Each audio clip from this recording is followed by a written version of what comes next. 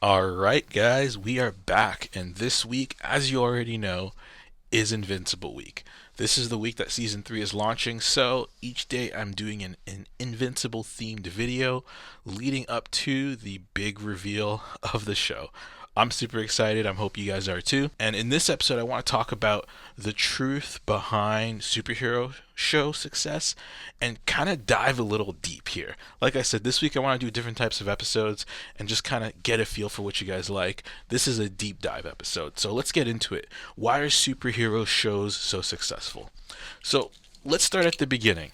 I want to lay out some groundwork first, some definitions before I get into everything. So just bear with me here. But essentially, before I get into the superhero show, I want to talk about just in general, right? Shows and what they're there for. I mean, there's some that are here to believe that shows are here to entertain, whatever that means. But I do think that the reason why all of us tend to go and gravitate towards shows in general is because we know intrinsically that when we walk away from a good show, we've learned something. And ultimately that's why we watch these shows is we want a fun, engaging way to learn.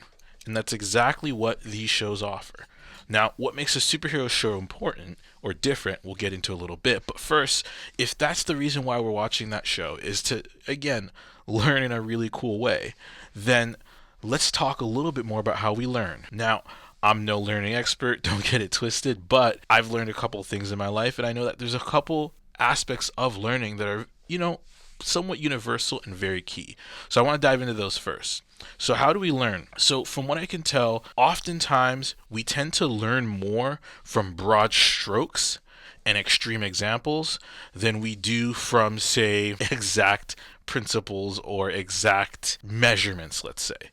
So, to give an example, the phrase I like to use is whenever you're speaking to someone and trying to get them to do something, you need to sort of speak past the finish line. A sprinter, when they're sprinting, they're told when coaching that they're not supposed to run to the finish line because if they do, they'll slow down at the end and actually won't make it past it. You're actually coached as a track athlete to run and sprint past the finish line. And that's essentially how we learn as well, is that we need to be able to think past the actual quote unquote reality of the thing. I'll give an example. If I tell you that a hedgehog has spikes, which is the reality of it, you'll think, okay, cool, it has spikes, be careful. But if I tell you a hedgehog has spikes that shoot out at you, it's an entirely different experience. Because when you see that hedgehog now, you're not even going to try and get close to the hedgehog because you know that at any point he can shoot out his spikes and potentially prick you. Now, will that actually happen? No, of course not. But the key part is you learned a lesson to stay away from the hedgehog. And again, that's how we tend to learn, is from extreme examples that kind of go beyond the actual reality of the thing, but teach us ways to live that will be very beneficial for us in the long run. So that's essentially how we tend to learn lessons. Now, when it comes to learning lessons, one of the big things that we learn lessons from is, let me put it this way. There's this guy, right? His name's Chad. So Chad looking to impress this girl. He has this presentation he needs to do in about a week, but he has no idea how to capture the audience and impress this girl, Jennifer, that he really wants to get with. So what does Todd do? One day, Todd is just at school, in class, his teacher's telling him a story once more. And one of the things that the teacher says is that when you listen to a story, you tend to pay attention 90% of the time compared to when you're just hearing a regular lecture. And then it hits Chad in the head. He needs to tell a compelling story in his presentation to woo Jennifer. So a week later passes by, Chad has his presentation, tells his awesome story about how he almost broke his neck skateboarding. The whole class laughs, Jennifer smiles, and next thing you know, Chad is, well, going to be a Chad. And in this case here, this story is out of nowhere. What am I even talking about? Why am I mentioning this story? The reason being is simple. In hearing a story, you're going to pay attention a lot more than if you're just given the facts. If I just simply said, we listen 90% more when a story is involved, you probably would just have that flow over your head. Fitting that within a story makes it more compelling and makes it more memorable. In fact, the next time you're doing a public speech, you're probably more likely to add a story in there because of what was explained. And that's what I'm getting at here is we love stories. It's universal. We all love them. We all just gravitate towards them and pay attention for whatever reason.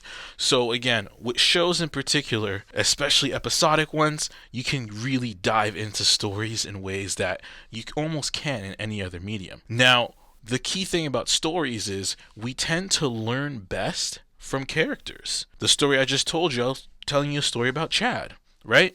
And you insert the characters within the story because what happens is that we can relate very well to those characters and see how they are dealing with the different things that they're dealing with within their story.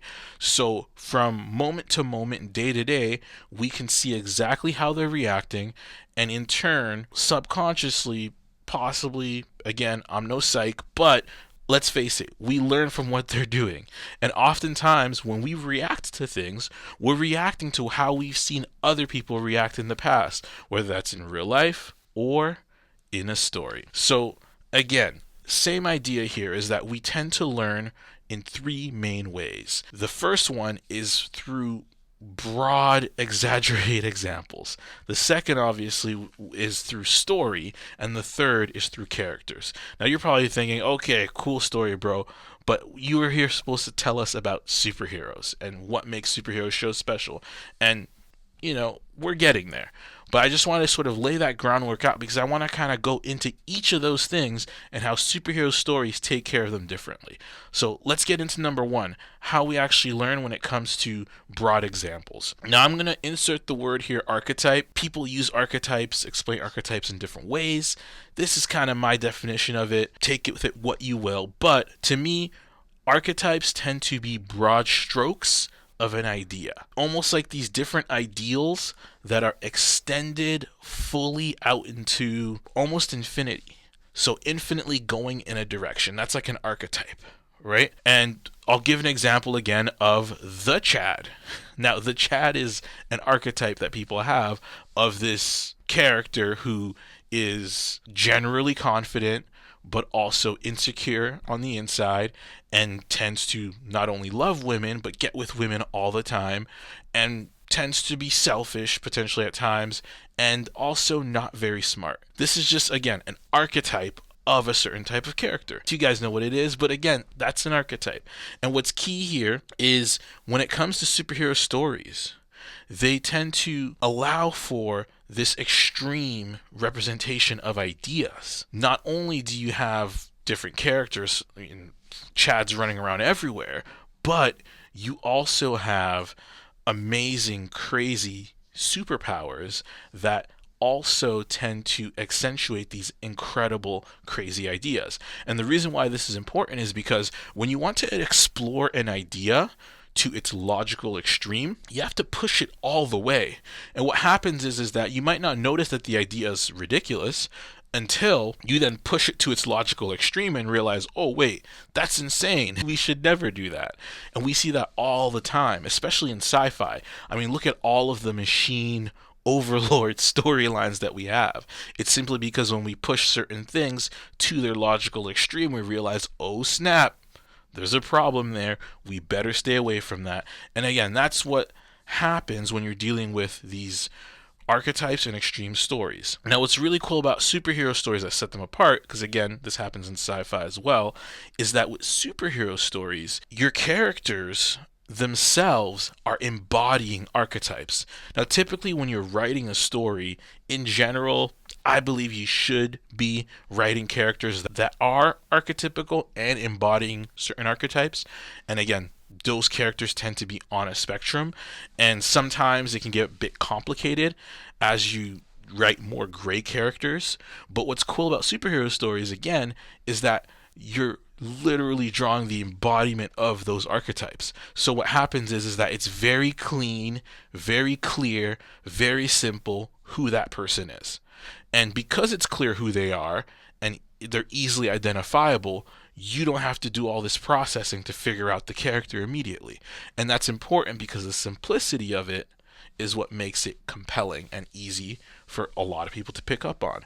Now you're probably thinking, oh yeah, of course, simple stories are great, but also boring at times, which again, it makes sense. But what's really cool about superhero stories is that you're able to get a ton of information from the character because of all the different details that are added into the character that you don't normally get from, say, a classical drama or a romantic comedy. And I'll get into that in a moment. So again, with superheroes, what makes them really special and sets them apart is that they are truly embodiments of different archetypes, to the point where simple things like their superpowers in particular are different things that are also embodying that same archetype.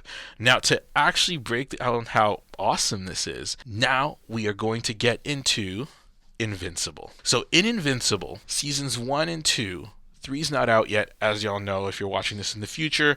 Hey, I could be wrong about this. In Invincible, there's a character by the name of Rex Splode. Now, what's interesting about Rex Splode is he's almost like an embodiment of impulse or impulsive or someone who's explosive, right? This person who's a renegade, does what they want when they want, doesn't care about who does what, essentially. He embodies that to the core, from his long hair to his bright red costume to the fact that his powers actually cause him to make things explode, right? His personality itself is an explosive personality. He gets upset a lot.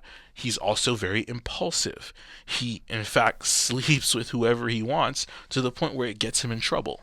Now, what's interesting is, while naming this person, we probably all know someone who is like Rex, who is impulsive, who is selfish, who is explosive in their behavior, and sometimes even gets upset. We all know that person. And that's the beauty, again, about archetypes and sort of playing with archetypes, is because when you're at the end of the extreme, everything that comes before it is still connected to and relates to that extreme. And that's important because the way in which the things behave that are behind that archetype behave the same way. So I won't get too much into this. I'll probably have to do a separate video on archetypes to kind of break them down a bit better. But essentially, superhero stories are very big on embodying archetypes, showcasing those archetypes, and this is very, very important when it comes to storytelling, which again is what makes superhero stories special, is when you combine all those crazy ideas, the crazy archetypes, and you fit those into a really nice story, what you end up getting is something that you almost cannot really match in many other forms of storytelling. So let's get into Rex. So season 1 of Invincible shows you Rex Explode, this character, very brash, very selfish. Again, just terrible guy all around, ruining everyone's day with a bunch of different people, all the stuff that, again, people typically don't like. And he just won't shut up either about what he's doing. Again, he's a terrible guy, but also kind of likable at the same time. But again, this is his characterization as the embodiment of that type of person. Now, what happens with Rex that's interesting is that in season 2, there's this thing that happens where everyone around him essentially either gets died or mortally wounded. And he's forced to fight off an entire gang by himself, okay?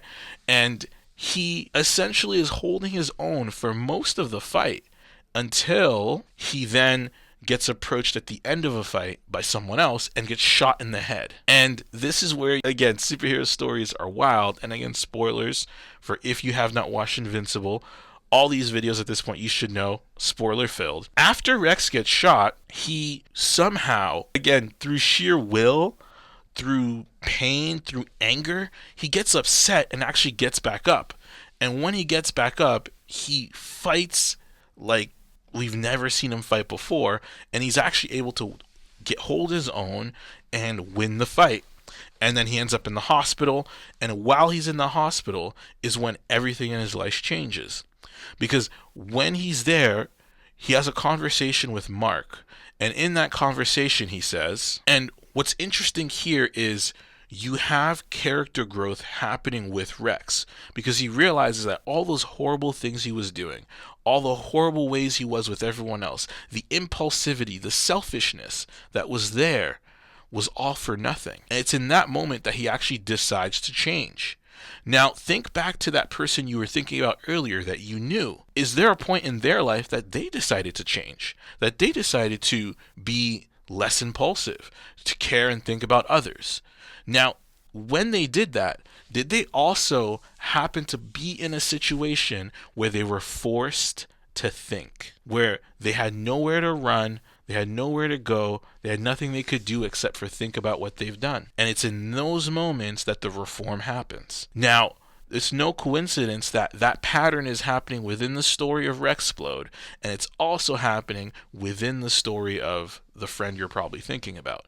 Maybe you're the one I'm even talking about. But the key point is this story and how it's being framed and how it's being told, it can be told in other mediums, of course.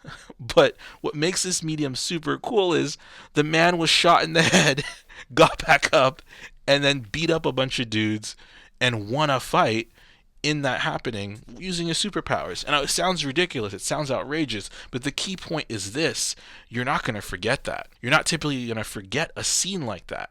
And it's in remembering that you start to then realize for yourself, at least, that when you are feeling impulsive, when you are doing things that are a bit explosive, the cure to that is not to get shot in the head, it's to stop and to think. Reflect on your actions. Reflect on what you've done.